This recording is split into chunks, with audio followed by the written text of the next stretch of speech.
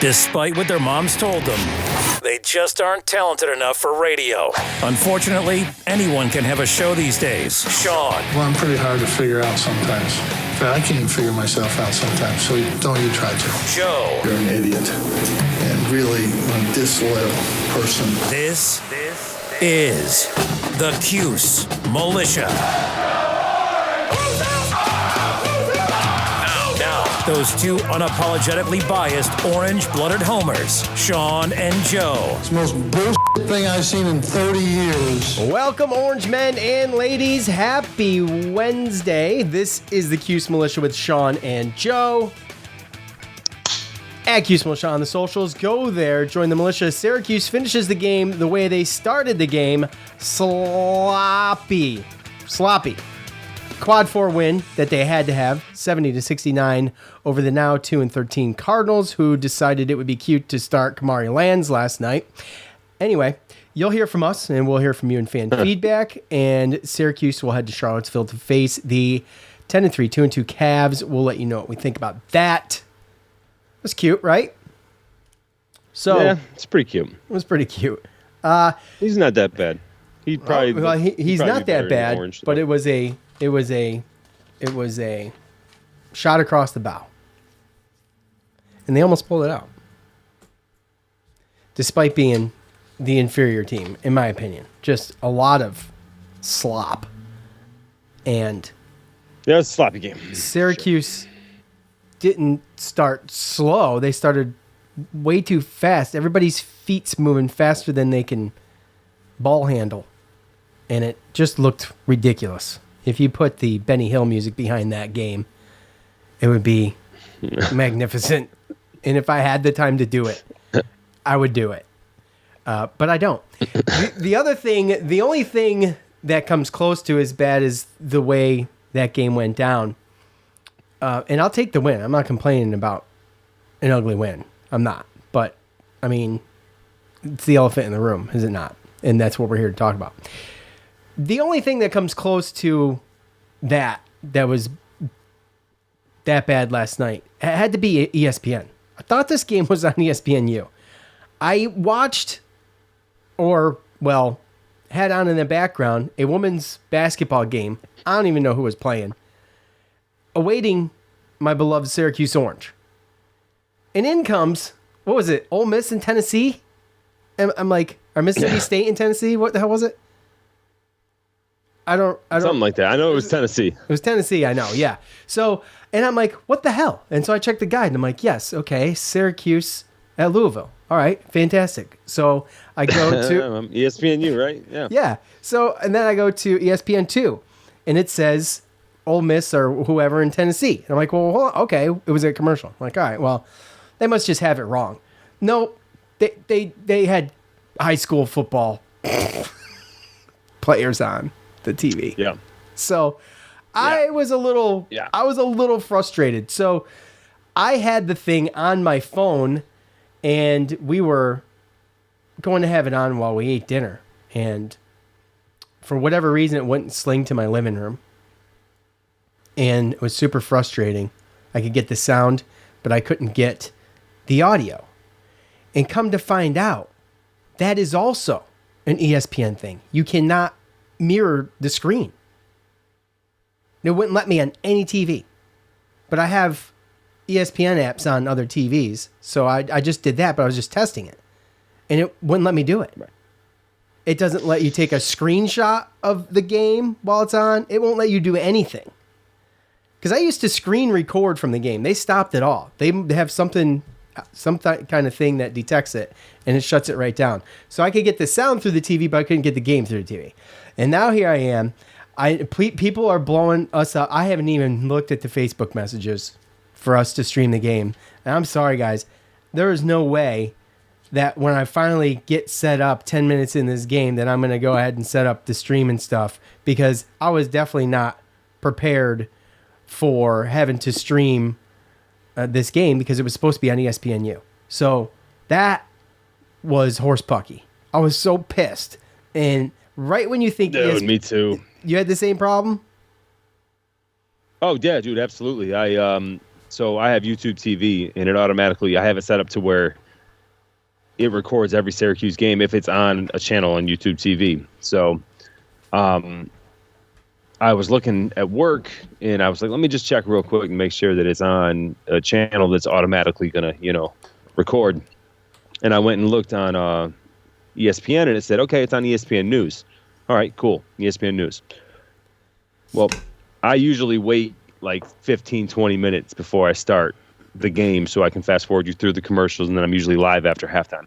Well, I go to start the game at 7:20, and I go to start the recording, and of course it's the Tennessee game, even though it says Syracuse and this and this. Like, you got to be kidding me. At least change the guide. But then I saw that it was on it was ESPNU, and I said, I looked and it said ESPN News. So I go to change it to ESPN News. 7.5 minutes left in the first half. Missed the first 13 minutes. I was pretty upset about that. So are you telling me it was on TV? It was on ESPN News. Yep. ESPN News. Well, it would have been nice if they corrected their guide. You're not lying. They didn't correct the guide or anything. But if you looked at it, I looked at it that day on ESPN, like when you go look at the schedule, and it shows like what channel it's on, and it said ESPN News. Okay, so here's the other thing. I searched it, and probably no one gives a crap about this, but I searched it, Syracuse. If I ever put in Syracuse, it shows me the next game that's going to be televised. It said no results. Oh, yeah. It said no results. So I said, okay, something's going on. So anyway. That's because it didn't change in the guide. No, right, but it took it out of the system. Well, that could be. I mean, yeah. Well, I don't know. It didn't. If it didn't change in the guide and it left there, it said Syracuse. Well, if you go to the guide, it said Syracuse Louisville on ESPNU, but when you change the channel, it was Tennessee. Right. And then the actual channel it was on said some other. There was like 3 random crap shows from ESPN that it said on the guide what it was, but if you turned to that channel, it was actually the game. Okay, but if you go to my menu and you search, you wouldn't have been able to search it. Okay. Yeah, no, you can't search it because the guide's wrong. Yeah. Okay, but it still should it should still show me that it's on ESPNU then. It should at least show me that it's wrong and at least match up with the guide. So it didn't. Anyway, sure. I'm just so frustrated about that. First world problems. Yeah. I know. Well, it is a problem though. It is a problem. If you got it on your guide, you should keep it. That's what it should be. And I got DirecTV, so it's an ESPN problem. Not a provider problem. Anyway, okay. Look, the montage. Sorry about that. Is coming up right now. I'm just very thankful that Joe Girard he didn't want to lose the game, and he just made a couple shots that we shouldn't be in that position, but we made some really bad turnovers to get down, then we fight back, then we made a couple bad turnovers. Joe he made some plays down the stretch. Judah made a couple big plays in the stretch, and then I don't know where he was going at the end of the game. The game's over, just stop and hold the ball, but I don't know what he was doing really. He didn't either, obviously, and maybe that's what happens sometimes with freshmen, but Joe Girard, he gets in there and gets 7 rebounds, and we got 3 forwards that can't get 7 altogether. And, we can't win that way. It's the most frustrating thing I've ever seen in 47 years of coaching. Jim, you've talked a lot about not being able to figure it out for the last few games. You've played a ton of guys. You've played a ton of guys all season. Is this the latest in the season that you've gone without having like a solid 5, a solid rotation? Is it because you just haven't been able to get consistency from certain guys? Well, Chris, and it's a little misleading. We're playing Chris and Justin the same amount of time. Joe, Jesse, and Judah are playing as much as they can play. Yeah. So we're not really playing that many guys. Well, you played 9 guys today. You played 11 guys in the past. But John Bo played 1 minute. You have to look at the actual minutes. We played 8 guys tonight. That's what I've always tried to play, a center, a guard, a forward. That's what we've always tried to play. And if Benny was playing a little better, then he'd be playing more, and we'd be playing 7.5 guys. But he shouldn't be playing the way he's playing. He comes off a game where he wins the game for us, and he comes here and plays 27 minutes and gets 3 points and 3 rebounds. He has a rebound all by himself, nobody there, and loses it out of bounds. I mean, I can't figure it out. I just can't. He's our best forward day in, day out in practice. He's shooting good, and he's 6'9". He can jump, and he's playing 27 minutes and getting 3 rebounds. I watched plays, and his man leaves to help on Jesse. He's standing on the foul line. Jesse missed the layup. He's standing on the foul line. His man is playing Jesse. If he had gone to the basket, he's got a dunk, and he's standing there. And we've showed him this and talked to him about it all year. But when guys are not playing well, like if Justin and Chris hadn't played well, I would have gone with Quadir. That would have got another guy in the game. But if those two guys play well, then Quadir probably won't play much.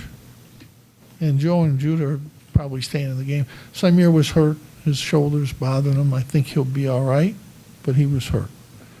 I never heard of it before. He said he could shoot, but he couldn't pass. I never heard of that one. That's a new one. That's a new one to me. He's got some kind of wrap, though, or something on his shoulder. That's a new one. He can do this, but he can't do that. That he can't do, but he can't do this. That's a new one. I'm not a doctor, but never heard of that one before.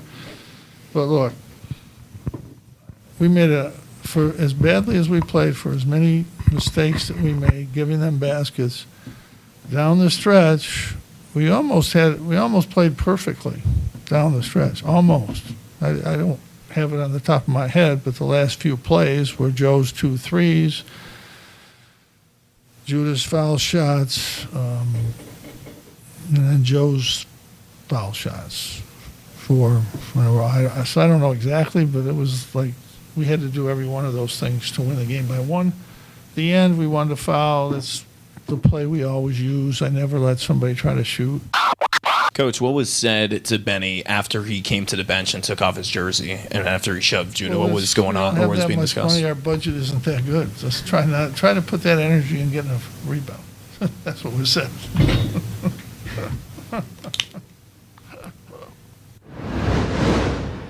All right, Coach, the comedian, Jim Boeheim, cracking himself up at the end. I thought that was hilarious. I'm sorry. All right. So, look, there was a lot of naysayers on Twitter, in group texts and things like that were off just going off on Joe. Look, he had 5 turnovers. The game was ugly. It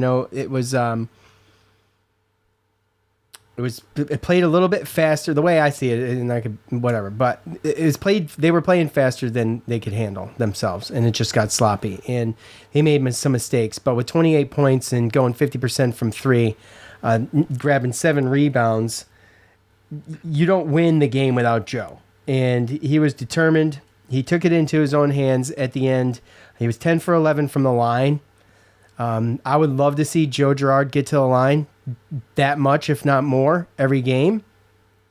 And, he does a decent job of drawing fouls from 3. I haven't seen anybody quite do it like Joe. And sometimes it looks floppish, but, a lot of times he just puts himself in a position to not be able to land properly. And that's what you have to do. Once you get the guy in the air. Yeah, exactly. You got to take advantage of it. And that happened in one play with Judah when he was in the middle of the free throw line. He did a little pump fake, and the guy went up, and instead of going for the contact and getting the foul, he tried to go around him and make the basket, and he missed. And, my dad used to always say that. Coaches used to always say that. You use that pump fake. You get him in the air. And go after him. You get that foul, and you go to the line. Right. And Joe does a fantastic job from that. specifically from range. And without a couple of those, he nailed his free throws down the stretch. Judah hit 2 down the stretch. The only 2 he shot were down the stretch, and he made them. Heard Coach Crazy talking about that. And, I wouldn't say... The amount he hits the floor, you think that he's going to shoot more than 2 free throws. It's insane because we know that he's getting fouled more than that every game. But, I think there was 3 bench points. They were all from Justin Taylor. Yeah. And it's just one of those things where the whole game I'm thinking, and my wife, who's usually not super negative, was being super negative last night. And it was really upsetting because she's the one. I was right there. She's the one that's supposed to lift me up, man. I was sitting there with 3-4 minutes left, like, we're going to lose this game. I'm sitting here thinking about how am I supposed to, how are we going to talk them off the ledge after this one? I was going to just quit the show. The show was just getting, I'm drawing the curtain on it, is what I'm thinking. I'm like, we're going to just ghost out of this thing and do a Homer Simpson backing into the bushes type exit and just gif out because that was on my mind. How the hell am I going to do a serious podcast, which this show isn't serious anyway, but you have to be motivated to at least come here. Right. So anyway, at Cuse Life for 15, we're going to mix some of these in. Definitely an ugly win, but a win is a win. I want to be frustrated at this point, but at this point last year we were 7-8, 1-3 in ACC. The conference is down this year, so I feel a lot better about our odds. Need to learn, grow, and squeak out W's. The problem is, and like Coach said, they're not getting better. It's not getting better. The rebounding is not getting better. You have the sporadic moments. Benny Williams is second on the team in rebounding. I think Jesse has 163, and I think, gosh darn it, I don't have it up here. And Benny has 70. He is second on the team in rebounding. The problem is the Jesse has him more than doubled, and forwards need to be doing a little bit more than that. I was just trying to pull that up. I do not know who is third, but I Joe Girard. Joe Girard. See, that's and he grabbed 7 with 43. So the discrepancy is 43 to 70. So Benny's doubling up Joe pretty much, +2. And then, not +2, not even close. What has he got? 27 on him. So, and then Joe's got almost 100 more minutes than him, though. Yeah, well, I understand that. But that's not typically like the guard position role. You know who's fourth? I do. Judah. Malik Brown. Is he? Where is he? Malik Brown is fourth with 42 with only 145 minutes. So to put that in perspective, I see. Benny has 408 minutes and 70 rebounds. Malik Brown has 145 minutes with 42 rebounds. So, right. And that's the problem. And you can scratch your head on it and you can wonder, why didn't Brown get more than 11 minutes? And the answer to that is last night that he didn't do anything in those 11 minutes except for turn the ball over, unfortunately. And so the issue with this whole thing too is that, like, obviously Louisville is this is dire straits for them. Going into a game 2-12 at home, 0-3 in the conference. Starting Kamari Lands, want to prove a point at home, like you said. Right. Yeah. And the way you've been playing is they're going to make it dirty. I mean, not dirty, but they're going to make it messy. They're going to make it sloppy. They're going to go out there, and I think that's they sped us up to try to make mistakes. Problem is that they made mistakes as well. Right. We had 25 points off 21 turnovers, but it's a situation where they had a size advantage on us. I mean, did you see Sidney Curry? Yeah. That dude looked like a damn defensive lineman. I mean, 6'7", 6'8", 270 pounds. He was jacked. I mean, Huntley, Hatfield. I mean, they had a bunch of tall guys. They got Curry to 3 fouls, and then they stopped too. I mean, I know that he only played half the game, but more minutes, that guy's in trouble. But I'm saying they made it sloppy because they have to do stuff like that to try to win. You see, they have some talent on their team and they have some size, but they just haven't put it together. And they made it sloppy, and we kind of fell into it. And we know we do this. We know that we play down to opponents and stuff like that. And yeah, I mean, I think that we could have played a way cleaner game, but we fell into Louisville's trap and played faster than what we wanted to, and that's what they wanted us to do. And we still came out with a W, even though it was ugly as hell. So that's the main thing you got to come out of it. I mean, to the last comment, we were 7-8 at this point last year, and we had way worse losses. So we're in a way better position this year. I think we were last year. I think the team's better put together, and I mean, you can say that the conference is down, but what is down? I mean, these are all extremely. There's a handful of fringy Final Four teams in this conference, as there always is. Mm-hmm. I mean, so you look at Miami, you look at what Pitt's doing. Don't think we've played any yet. No, we haven't. At Oil Cuse, holy freaking hell, are we are bad again. He doesn't even ask. He just lets us know. What was Louisville's Ken Pom rank again? It was like was it? Threes, right? It was like low threes, right? Something like that. It was not good, Cap. It was bad, in fact. And the game shouldn't have been that close. And like Joe said, they fell into the trap. At Chief Arquette Clown Show. At Jack Hug 17. This is literally the worst win of all time. Laughing my butt off.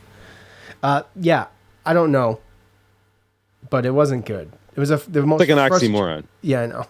It's like, is there a bad win? I mean, no. You know what I'm saying? But not in basketball. I think that's why he laughs, and I think that's on point to some degree.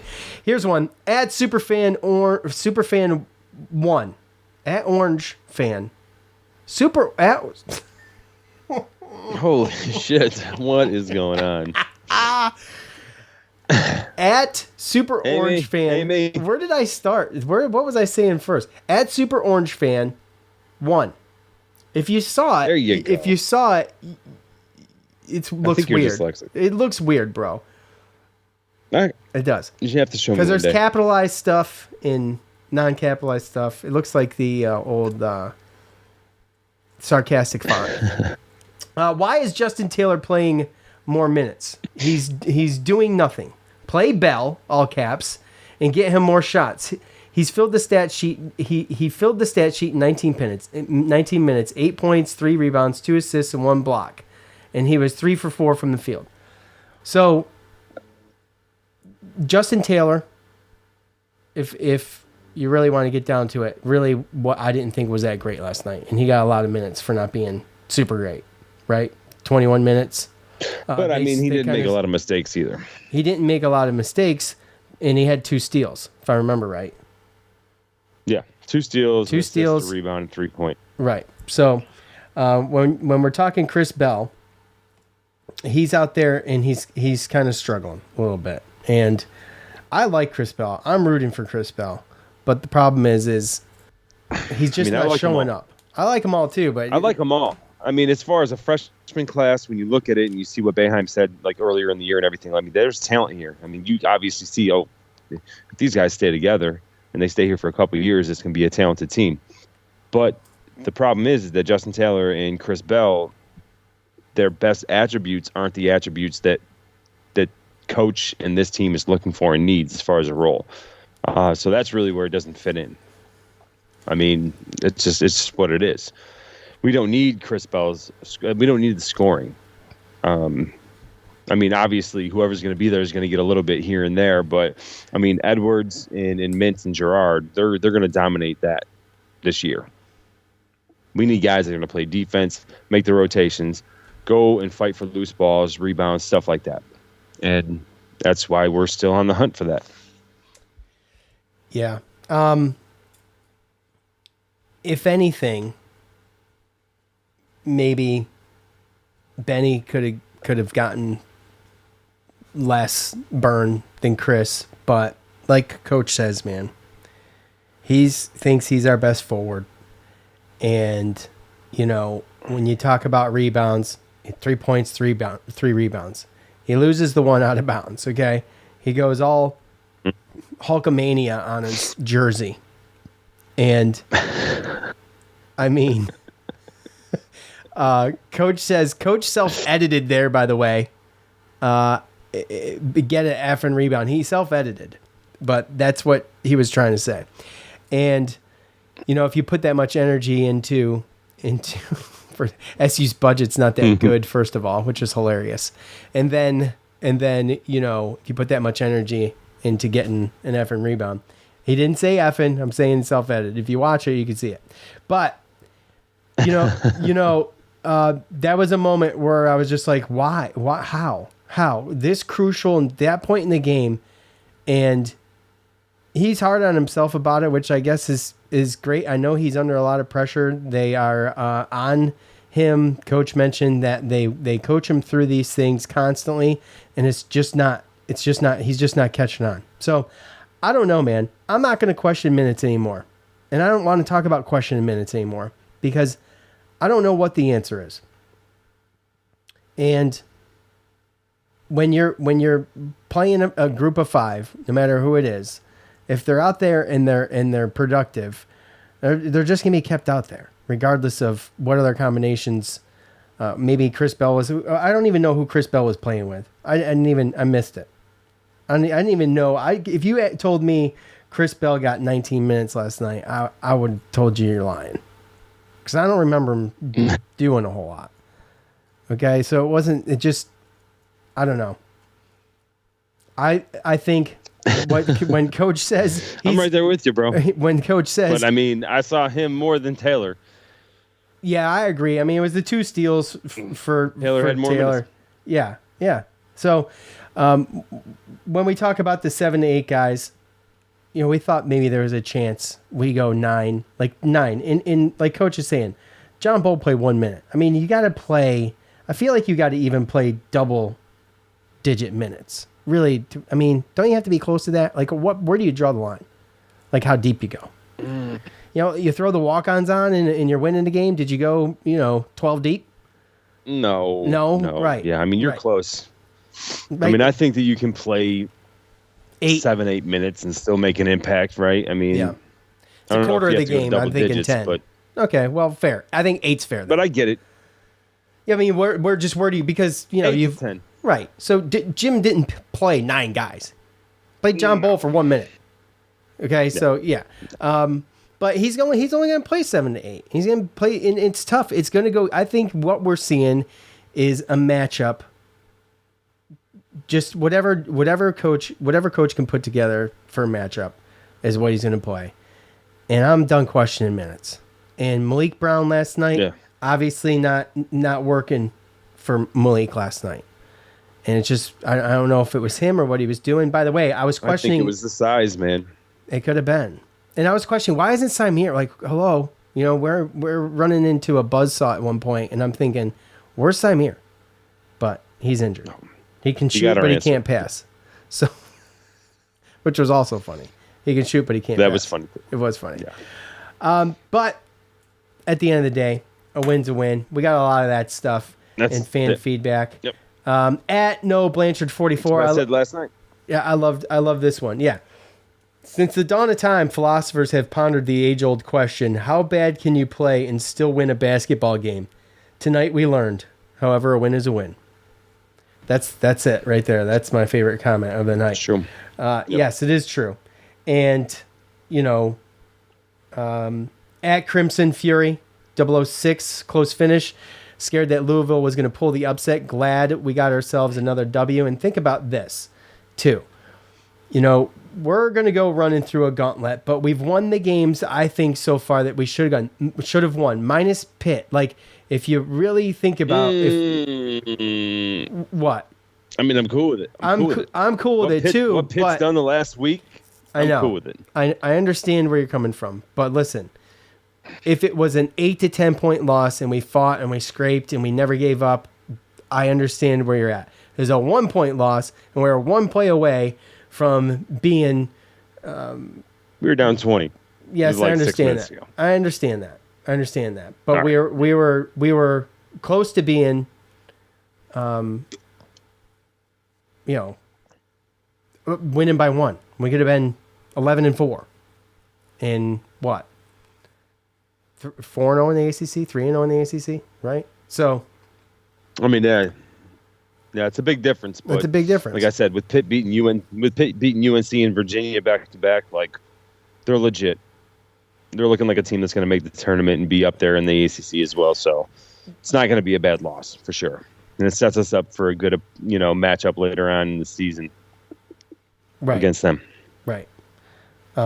So.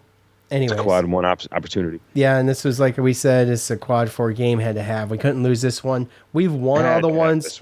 We've won all the ones I feel like we had to win. I mean, you can make an argument for Colgate. I don't know what St. John's is doing anymore. They're actually 11-5 right now still. So not that bad. It could be a worse team we could have lost to, like Bryant, who's 10-4. So that was we lost 2 last year. Yeah, and that was a rough stretch beginning of the year right there when we started out 4-3 at one point. So, or 3-4. So, anyways, we did lose to Bryant, didn't we? Yeah, we did. Yeah, it's a bad loss. Yeah, I mean, I don't know who they're playing right now, but their record's not terrible. So. Let's see. Let's do a couple more from Twitter. Didn't you guys once do a segment about the good, the bad, and the ugly? And that's an old school. That was a couple years ago. Here's the breakdown of this shit show. About 10 seconds talking about the good, 30 minutes talking about the bad, and 30 minutes on the ugly. Then Bill's militia content until Joe's converted. At David Super. What do you think, Joe? No, it's not going to work. David is he's the co-captain of the green room. You see what happened? You see what happened when you became a Bills fan? That's so dirty to put on me, bro. That is so wrong. So wrong. Prayers for DeMar Hamlin. That was a weird situation. Absolutely. And also... That was super weird. Absolutely prayers. I knew something was wrong when the ambulance was out there. I haven't seen an ambulance since they were actually talking. It was Ryan Shazier. Was there not an ambulance on the field for Ryan Shazier? I don't even think so. It was at the tunnel or something. With that, it was because that happened in the end zone, right? They him out or they drive him out or something. Right. They never do that, and you never see players that visibly shaking and crying and stuff. So when I saw that, I mean, because they saw what was going on. We didn't. They had the defibrillator actually, sadly, I mean, I read something. They had to actually make a human wall to keep the media out of there. Yeah, and then Joe Buck's like, "God, we can't see in there." They're trying to get in there with the overhead cam and everything. And I'm glad they didn't. They showed too much of it anyway. No. Absolutely. It's a circus, and you start showing the replay over and over. I think someone died. I told her, I think someone died. Well, he came close. His heart stopped. And I was like, no, I mean, he did. He was resuscitated twice. Yeah. He technically died. He was resuscitated once on the field with a defibrillator and then once at the hospital. So, yeah, and it's not good. Prayers. And he's apparently doing better. I hope everything works out. Me too. It's sad. 24 years old, Pitt alum, too.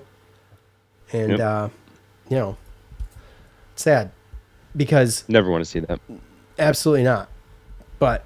They could have made it a whole lot less awkward by actually. I never thought I'd say this, but it could have been a whole lot less awkward on the TV end of things if they stayed out of the studio back in New York or wherever the hell they were. Holy goodness gracious! Those three were awkward.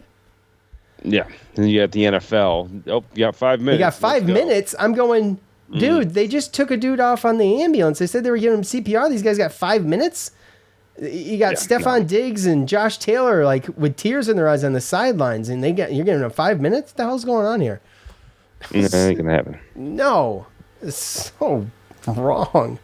And then the worst part about it is you see stuff on social media like, "Oh, come on, I had Joe Burrow in my fantasy championship," or people worried about their fantasy football implications and crap like that. Like that crap it killed me.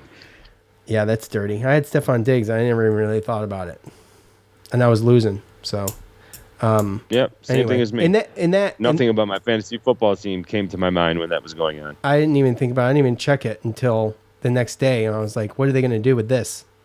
And you just got to imagine we're not going to play that game. Most likely not. I mean, I'd fine with no matter how they did it. If they call it a tie, I'd be fine with that, I guess. Or if they call it the seventh, what I figure they do.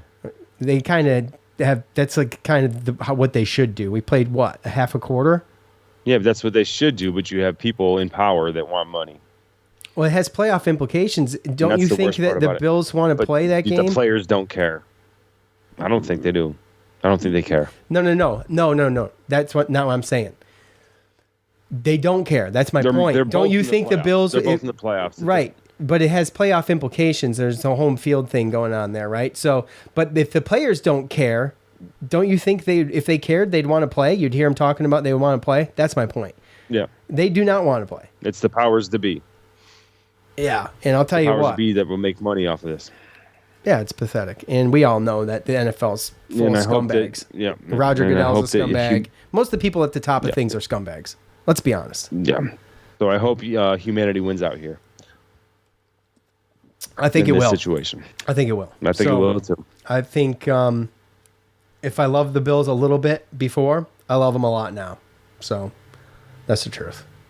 Pulling for all of them. It was just an ugly situation. So yeah, it's tough. All right, let's hit Facebook up real quick. And let's see, Robert. I felt it was a trap game. I felt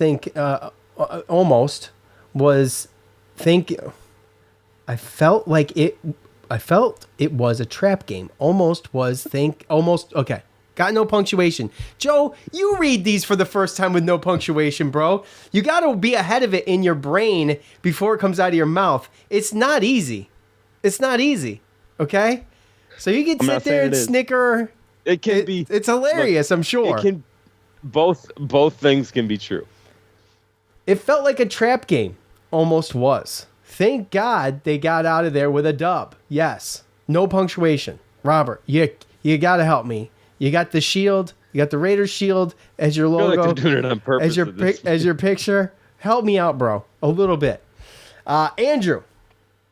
We are young and we play to our competition, but we will grow from this. No matter the record, any game in the ACC is going to be tough. These are the games that we would have lost last year. We're finding a way to win when it matters. Now, that's a great point. Also, Coach said he thinks Louisville's a decent team. I don't. And Coach may say that, and he says, by the way, before he exits, he says, I hope they are. Right? So he says, Louisville's a good team. I think they'll be good. At least I hope they are anyway. He laughs. Obviously, you hope they are when you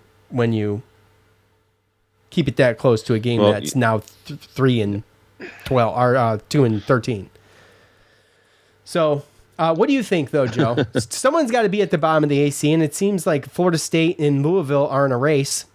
And no, Florida State beat them by double digits. So, yeah, well.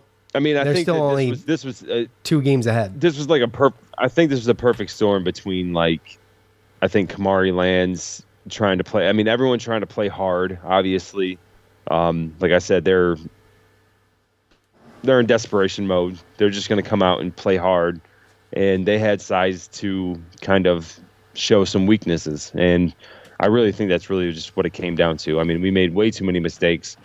I think we should have been able to shoot a little bit better from the free throw line, but either way, probably should have been closer. We should have been able to win more, by more. But at the end of the day, I think that the matchups down low, I mean, I don't think any of those other forwards, I don't think a lot of our forwards weren't ready for the size and ready for the battle down low for the balls. And that's what kept them in the game, besides them being just pesty on the defensive side and what's a foul? Turnovers. What's a foul? What's a foul? God, I don't know. Depends on who you ask. Depends on who's officiating, right? Yeah. Nadal, our buddy, top fan, Nadal. Handing Kamari Lands a loss is almost as sweet as the win itself. And I got to say, that was definitely on my mind. Yes. Please win this game. You cannot let them stick fingers in your eyes like that and give you a swirly in the men's bathroom. And then you walk out of there with an L. Yeah. You know what I'm saying? That's the one thing that I was worried about. Yeah, I was worried about it because when I saw the minutes he was getting before, and then he gets 31. 31, I think. Yeah. Yeah. So, yeah, I mean, that was the one thing I was worried is don't let Kamari Lance come out here and go off and be the reason why they beat us. And, I mean, he played a lot of minutes and he made some plays, but overall, when you look at his box score, as much as it might not be indicative of his whole play throughout the game, that wasn't really great. So I was definitely happy to see that for sure because last thing I wanted was that guy to beat us. No kidding. Top fan, Zach. I don't understand why every team looks like the Warriors in their prime against us. We are so young. I have accepted these games, but we are still very sloppy. If that was a better team tonight, chances are they make that game winning layup. Oh, yeah. Let's talk about the end of the game. So. No, that was a mess. What in the world with 8 seconds left? Well, I mean, and we handled hold on. There so wasn't well 8 seconds. up to that point. We did. And I even said something about that in our last game, too, how they finished and didn't make a lot of mistakes and stuff like that. And then even this game being down by 5 with like 3 minutes to go, there was we handled that very, very well. To see that last possession, it was like I kind of gasped, like almost like, and just like stopped breathing because I was like, what in the hell? I mean, I thought Judah was going to lose the game for us. Over. Yeah, I thought Judah was just going to lose the game for us. Joe makes his 2 free throws. There's 13 seconds left. Well, there were 17. They inbounds the ball. Louisville calls a timeout. They go through a little foul-in spurt just to kill a little bit of time. Brings it down to 8 seconds. You kill only 5 seconds doing that because you can't let them shoot, right? Because you don't want to foul them then. You don't want to foul them a half a second late. That's going to give them 3 shots at the foul line, and then that could be game over. So, they do end up putting him to the line. He makes a free throw. Syracuse calls a timeout in between, makes a second one.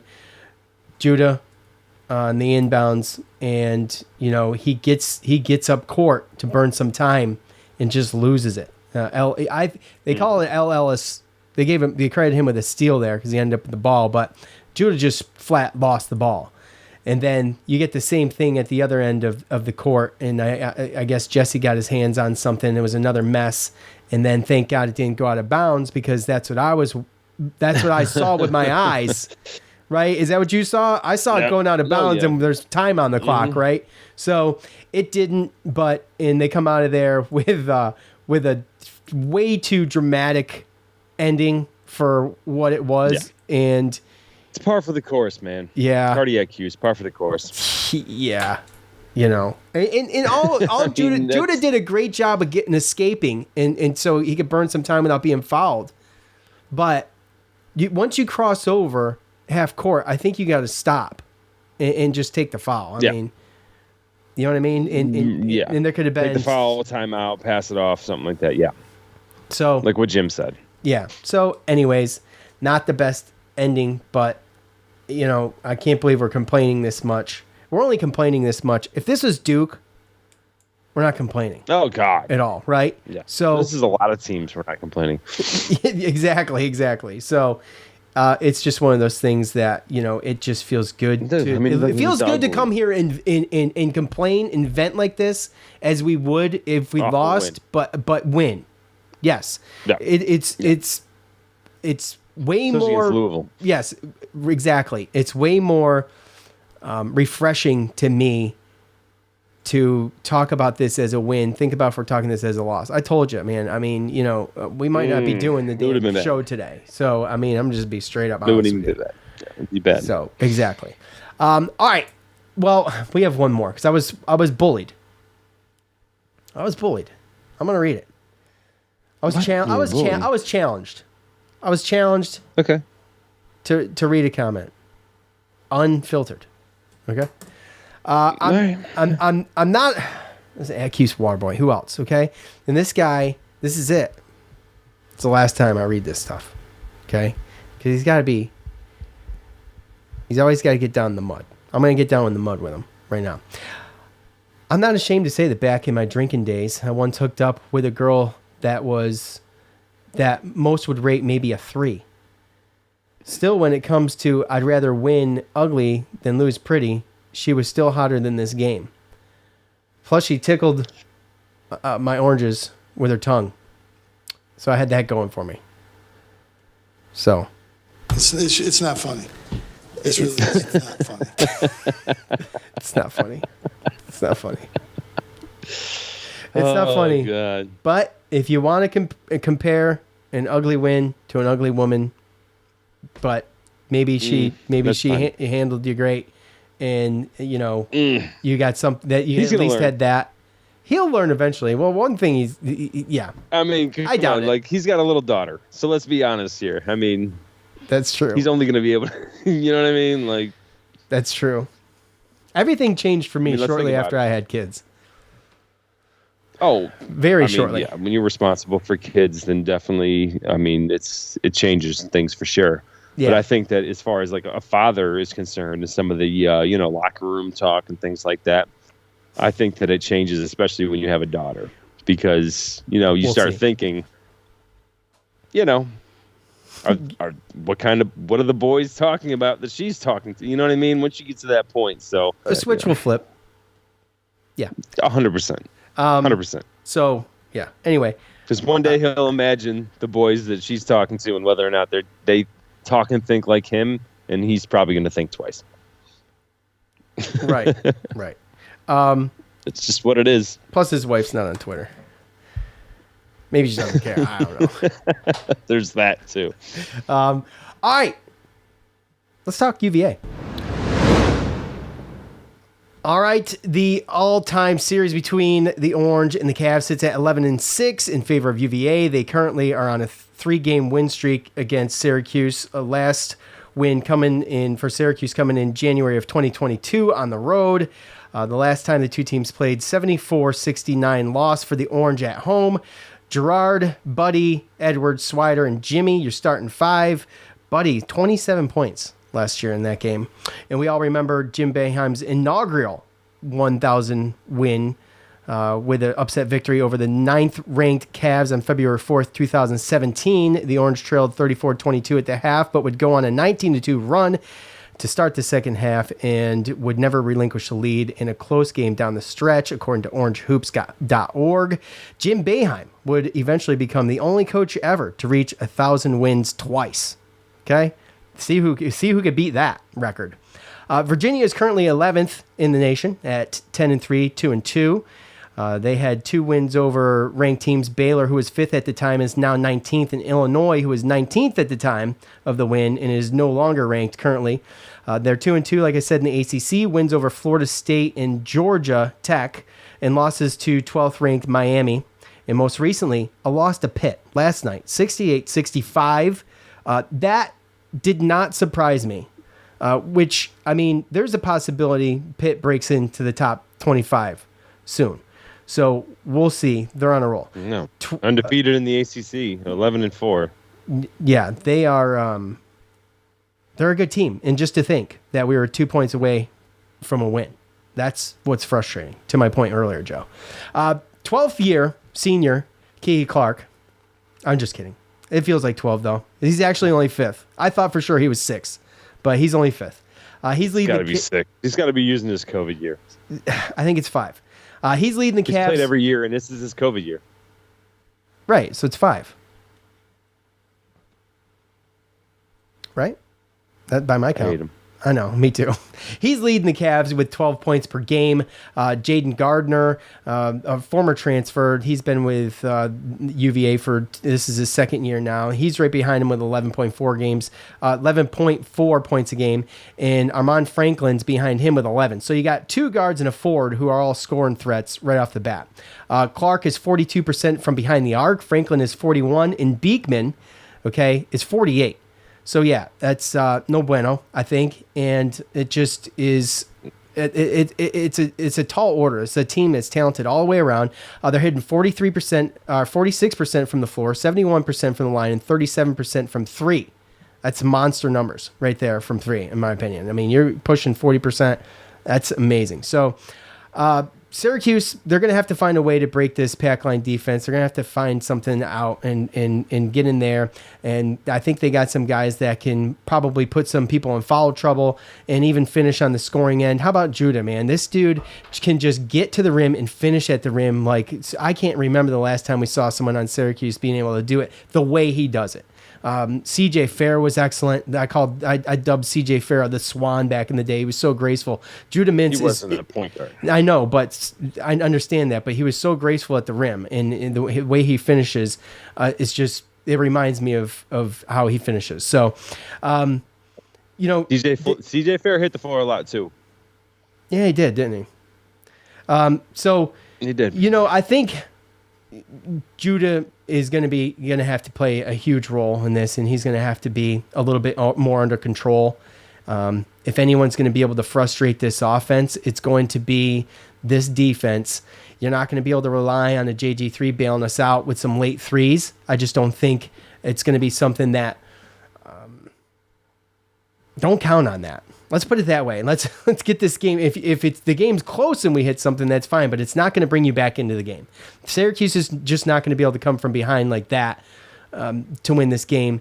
And unlike other teams in the past, Joe, I feel like if we have a formula to break this defense a little bit or have any shot, it's this one. The problem is our defense is putting us in a situation as well where these guys can score from almost anywhere.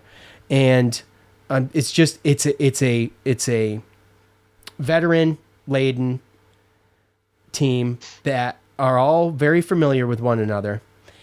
They share the ball well. You got three guys averaging around 11 to 12 points, and the rest of the starters aren't even far behind that. So I don't know, Joe. I got to be honest. I want a good showing. I want a chance. I want there to be a chance. And all of Virginia's games are typical too, Joe. As far as their scoring. And they're all around, the mid 60s. Most of them are all around the mid 60s, low 70s if that. And that's a problem for Syracuse. I mean, they struggle already.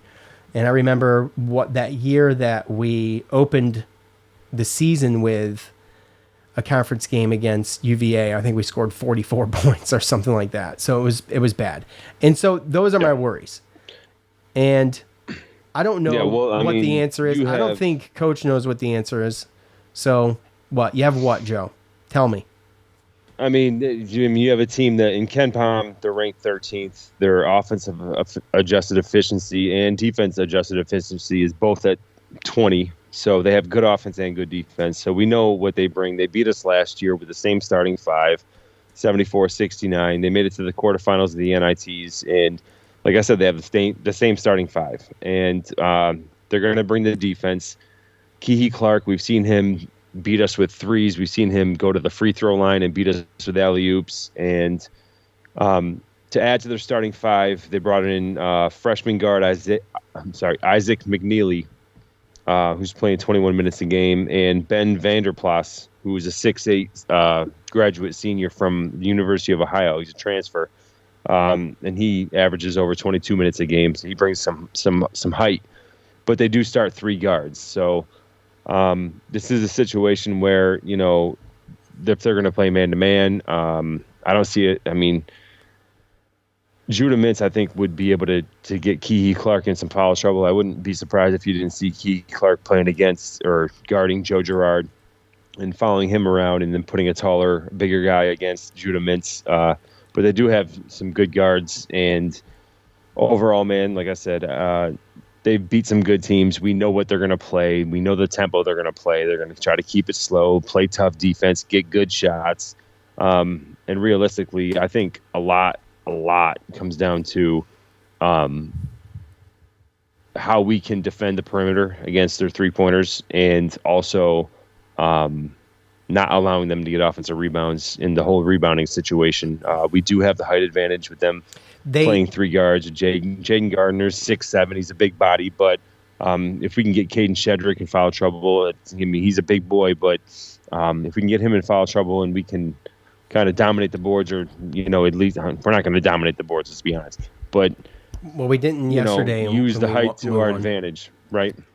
Well, because now when you look at it, if they start Keehi Clark at 5'10", with a Reese Beekman at 6'3", and an Armand Franklin at 6'4", then you're asking, those guys to possibly guard somebody bigger if you can put the right person in the right forward that's playing, decent. So, and even Jaden Gardner, Benny Williams, he can go inside and outside, and he's got 2 inches on him. So, there's some matchups there that you can try to take advantage of. But I would definitely look at starting with going to Jesse, getting it into Jesse, trying to get this guy Caden Shedrick in foul trouble. And if you can do that, then at least you're on your way to winning the rebound, putting ourselves in a chance. Well, we saw yesterday 2 Syracuse players on their feet and a Louisville player on his back on the floor get a rebound over the 2 Syracuse players that were standing up. So, right over them, okay? And that player on his back was Kamari Lance, out of all people. Go out of bounds. So it is not good. And to have the height advantage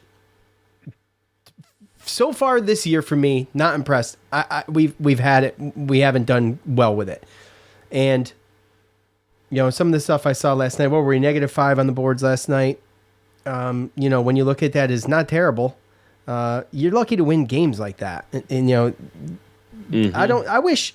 By the way, I wish second chance points was a stat in the box score. By the way. Yeah. You know what I'm saying? Because at one point, well, with turnovers too. The turnovers were ugly for both teams. But yeah. Anyway, it's a sloppy game. Yeah. Louisville has to make it sloppy. This is going to be the exact opposite, though. They slow everything down. Yeah. They make they bring the clock down. Everything's methodical as hell. Yes. Yeah. They wait till the last 10 seconds of every shot clock to really make any moves. So they're going to move it around to get a good shot. Yeah, and the problem is with that is that it collapses the zone, and when you got ball chasers, which we haven't had a lot, we haven't talked about a lot this year at all because it really hasn't happened. The zone's actually been pretty decent most of the time, and that is to say that it hasn't been failing as much. I understand that people are going to hit, and there's not a lot we can do about that, especially when they're hitting from deep. There was, what was the game? What game was it? Where they were hitting from, it was Pitt. It was ridiculous. So, they're going to slow this game down. It's not, I don't expect it to be as sloppy. You do have Keehi Clark. He's a gritty dude, and he can turn you over. So I do worry about him on Joe, and it would make sense for UVA to put him on Joe anyway, because he's going to be able to handle Joe fairly easy, I feel like. And we've seen that in the past.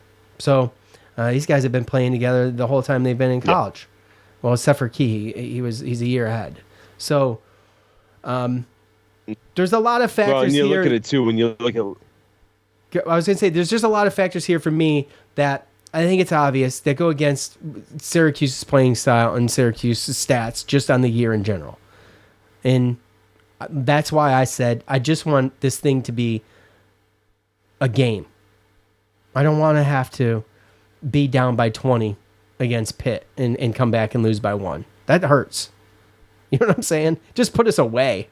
If that's going to be the case, it's tough. I love seeing the grittiness. I love seeing the determination. I love seeing the adversity overcome and to put yourself in a position at the end of the game to win it. But man, the old ticker, bro. I mean, think about Syracuse fans that we've been through it this year already. And we're talking, it goes back to football season. So I remember the UVA football game. Yeah. Yeah, dude, it was brutal. Mm-hmm. So, It's just you think we'd be used to it. The Calluses would be strong, but they're not. You never get used to that. No, and when you take it back to last year in the game we played against Virginia when we lost 74-69, tied at halftime 33-33. They end up outscoring us 41-36 in the second half. Kihei Clark had 17 points, 8 assists, went 3 of 5 from 3-point land. Amani Franklin, 3 of 9 from the 3-point land, but he went 7 of 15 overall. He ended up with 17 points. Gardner had 15 points. Shedrick had 12 points, 11 rebounds. Reese Beekman didn't really have that great of a game, but when you look at it, that's kind of what those guys did last year. And when you look at our team, Jesse Edwards played 31 minutes, fouled out with 9 points and 4 rebounds. And then we had 53 out of the 69 points were from Buddy Boeheim, Jimmy Boeheim, and Cole Swider. Joe Girard, he played 30 minutes, had 3 points. So, yeah, we're going to need some guys to step up, and they're going to see some new guys and some new faces as far as Virginia's concerned. But Virginia, they had 4 guys in double digits as far as scoring goes and moved the ball around pretty well. This is a game for Jesse Edwards and Judah Mintz. This is their game. It's Judah Mintz's time to shine. It's up to him to be able to take the talent that he has, that we know he has, and be able to do something with, penetration and drawing fouls and finishing at the rim. No, Joe's good, and Joe's got to have a good game too. He does. I mean, we don't win without Joe having a good game, because I just feel like Joe and Betty still have to. Yes. Are we on a delay? What the hell's going on? I think we are. Yeah. Yeah. What's up with that? I think it's your garage. It's the tin roof. Probably. It's the tin roof. It's slowing everything down. I got kicked out into the doghouse, bro. That's a nice doghouse, though. Not bad. If you're going to have to go to a doghouse, it's not terrible. Could be worse. You know what I'm saying? You just need to get like a mini split in there, and your goal and cable. And what the hell? You don't even need to go inside. You got a fridge out there. And you got everything you need out there. That's it. It's true. You got a fridge, freezer, grill. Got the grill, got the fridge. You need a coffee pot, and you need a mini split, and you're all set. I have a coffee pot. You got a coffee pot. And I have a coffee pot. Holy cow. Well, look at that, will you? Just look at it. All right. It's time to pick, Joe. It's time to pick. And you know what I decided? I'm not doing this keeping score stuff. I can't. We're just going to pick, and if one of us hits, that's a win. Okay? Neither one of us are going to do that. So let's just play. You had 77-60 for the Louisville game. I had 80-62. Ay. Terrible. So I'll go first. I just don't think Joe wins. I just don't think I just said we're not keeping score. And then you want to try to rub it in my face. It's not sportsmanlike, first of all, but I won. At all. Okay. Congratulations. Congratulations. So you quit the game because I'm winning? Huh? How was it, Joe? No, I just don't know the rules. Are you quitting the game because I'm winning? No, I just don't know the rules. Oh, okay. And they're too hard to do. So, and we didn't even finish football season, by the way. I just remembered that. So, anyway. I won. How about that? I doubt it. So, I'll go first. And you know what? When Joe picks, by the way, I don't interrupt him 100 times. I just want to point that out as just pure etiquette. Okay? Golly. So, look. God, it's at Virginia. This is obviously a quad 1 game, which I forgot to mention, but it's obviously a quad 1 game. Away for Syracuse and at home for UVA.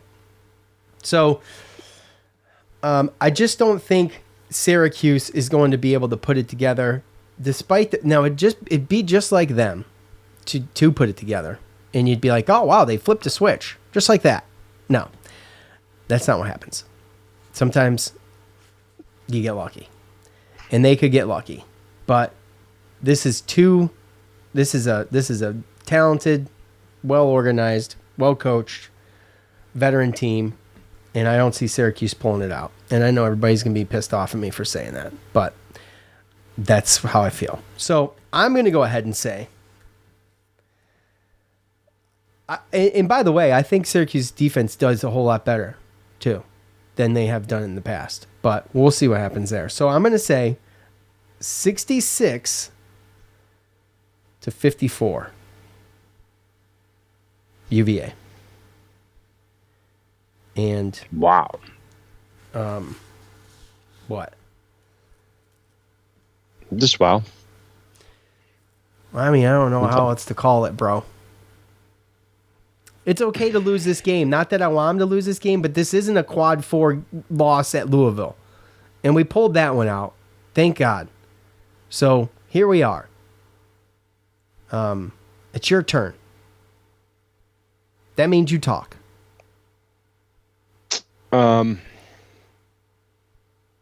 I think you're pretty much close, but I think we're going to be a little bit closer than that. So Really? I'm going to take your Virginia score, add 1, and go 67-65 Virginia. What? Oh my gosh, that would be a heartbreaker. That would be a heartbreaker. I'm sorry. Anybody in the green room want to participate? I got David on here, by the way. Ooh. He says 73-59.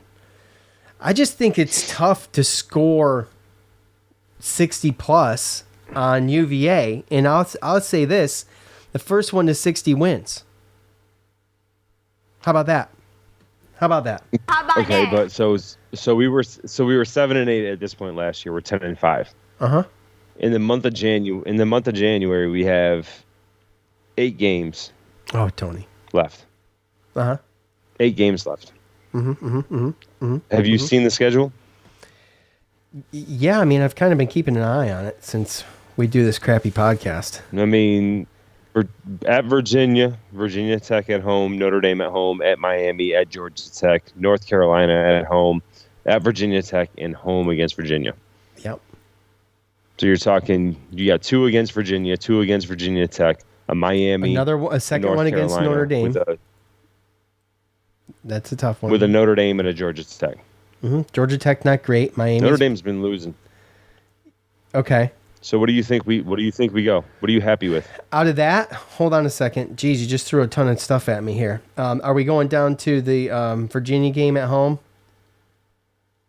Yeah, Virginia. I say, 8 games. Man, that's tough. That's tough. We're 10-5 right now. That's really tough. I'll say in the next 8 games we go. Man, you could maybe take that Virginia game at home, and maybe the Tech game at home, but I doubt it. I'm gonna say 3-6. I mean 3-5. 3-5. Yeah. I was gonna go 2-6, and I'm thinking to myself, well, I'm hoping. So that would put us at 13-10. It's not very good. It's not very good. How do you feel about it? I'm looking more like a 4-4. What do you think? You take the home games against Virginia and Virginia Tech? I think we could win. I think we could win at Georgia Tech. So my upset would be North Carolina, by the way. That sounds stupid, but that's a home game, and North Carolina hasn't destroyed us as far as I remember in recent past, right? We've played them pretty good, haven't we? Let me check. Yeah, I feel like we did in the regular season, the last couple of years anyway. But, I mean, those home games, Virginia Tech, Notre Dame, North Carolina, Virginia, I mean, sure. So, 79-88 loss, tough. 72-70 win, 75-81 loss, 81-53 win. Holy cow, you remember that game? I mean, we're going to have to do pretty good right there. That was the ACC tournament game, wasn't it? 81-53 when we destroyed them. That was the COVID year. We were going to play Louisville, and they called it. Remember? We won the ACC tournament that year. Because I was going to go to that game. It was in Greensboro. So Anthony has 69-68 Syracuse. Another 1-point thriller. And then there's a joke about ESM math in here. We got to get that in every show for sure. I don't blame you. I didn't take math in ESM. Probably when you said 3 and 6 out of 8 games. Yeah, well, I had 2 and 6, and I was like, you know what? North Carolina's at home, and North Carolina is good, but they've been fringy bad also. And it's just one of those games that, for me, you know, I feel like it's not out of the realm of possibilities that you hand North Carolina another loss. Or 9 and 5. I mean, our record's even better than theirs right now. So, and what are they in the ACC? Well, I mean, they've got a difficult schedule. I understand for sure, that. Ours was no cupcakes either. I mean, there was a couple, but I mean, it wasn't that bad. I mean, let's be honest. The past couple of years, they're 1 and 2. 1 and 2. So Pitt beat them. Okay, Pitt on a freaking Miami and roll. Pittsburgh are both and Virginia undefeated. Virginia Tech beat them. So they lost 4 in a row: Iowa State, Alabama, Indiana, and Virginia Tech. And they started out 5-0, and they lost 4 in a row after that. So I don't know. It's not out of the realm of possibilities. You see 4 and 4. Give me your wins again. I'm just curious. Yeah, NC State's going to beat Duke. 4 and 4 is, I think, what we need to do if we want a chance for the tournament. I agree with you. What we need to do. What do we do? That's my question to you. What do we do? You asked me what we did. I said 3 and 5. We go 4 and 4. Okay, what are your wins? We do what we need to do. I got one Virginia win. I got Virginia Tech, and I got North Carolina. Yeah. Are you throwing a Virginia Tech at home win in there? Is that what you're throwing in? I mean, I just feel like that we match up against Virginia Tech pretty good. So I feel like we could possibly sweep them. But yes, I feel like Virginia Tech at home, and I feel like we're going to win at Georgia Tech. I think we're going to beat Notre Dame at home. I think we're going to win one of the Virginia or every time? North Carolina. What? How does this show last so long every time?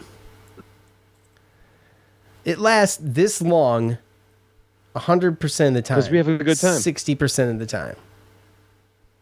As Cap would say. Because we have a good time. We're having a good time. So yeah, again, Virginia Tech at home, Notre Dame at home, and I think we're going to go. We're going to win 3 out of the 4 home games. I think we'll win 1 between Virginia and North Carolina. And then I think that we beat Georgia Tech on the road. But even then, even Miami, we usually get a lot of fans down there, and usually they don't get a home court crowds. So I think that's up for grabs as well. So Dominic's got 64-59 Syracuse. I mean, I hope you guys are right. I just don't see it, guys. I mean, those are some superior homer picks right there. And I'm a homer picker all the way. But those are some serious homer picks. Sorry. Just calling it like I see it. So me, you, and David got them losing. So we'll see what happens. These are all good picks, by the way, too. I'm not poo-pooing them at all. I'm just saying they're definitely homer picks. So Duke's going to lose to NC State, by the way. That's amazing. That's a good day. That means I take a beer. 2 minutes to go. I take a beer to the bed. And NC State is up 83-57 with 2 minutes to go. Holy smokes! Mm-hmm. And the other close game right now, Georgia Tech's beating Miami 72-70 with 54 seconds to go. But how about the way they played against? On, you have. Hold on. How about the way they played against the 2-12 Louisville team we saw last night, Dominic? Yes, they played great against Pitt. The game was at home, though. So, Wolfpack draining threes. Go ahead, Joe. What was the other close game? Real quick, and we got to get the hell out of here. I was just going to say, no, it's not about close games. It's just about, like, later on tonight, 9 o'clock, 10-4 Wake Forest plays against 9-5 North Carolina. And 11-3 Clemson plays against 11-3 Virginia Tech. It's another sleepy... Good ACC game. Another sleeper team is Clemson. Didn't expect them to be as good as they are. Yeah, we play them later. We play them in February. Yeah. So, anyways. Okay. All right. I think that's going to do it for us here on the Cuse Militia. And I love you guys. I appreciate all you guys so much. Thanks for listening. Enough can't be said for you still listening to us. Football season's huge. Always is huge, believe it or not. Basketball season, but we're running strong. We appreciate it. Thanks to everybody in the green room. We appreciate all of you. Love ya. For Joe, I'm Sean. Wow. Sir. Peace.